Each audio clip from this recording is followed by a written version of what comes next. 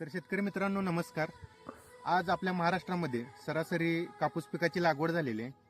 तर या कापूस पिकावर सगळ्यात मोठा प्रादुर्भाव दिसतोय तो म्हणजे बोंडअळीचा. ही बोंडअळी कापूस पिकामध्ये पूर्णपणे तुमचं पीक आहे ते नासधूस करून टाकते.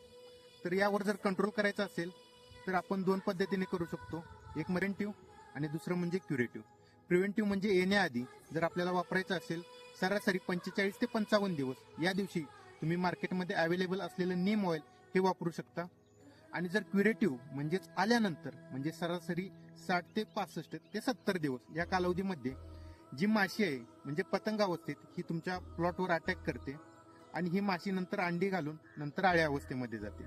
तर याला कंट्रोल करायचं असेल तर सरासरी 60 ते 65 ते 70 या कालावधीमध्ये तुमच्या स्टेजनुसार तुम्ही मार्केटमध्ये अवेलेबल असलेलं नागार्जुना कंपनीचं प्रोफेक्ट सुपर किंवा मार्केटमध्ये अवेलेबल असलेलं सुमोटोमो कंपनीचं डॅनिटोल हा कंटेंट किंवा हा मोलिक्यूल वापरून तुम्ही चांगल्या पद्धतीनं जी बोंडअळी याचं नियंत्रण करू शकता.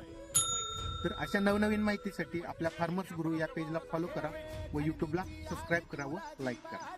धन्यवाद.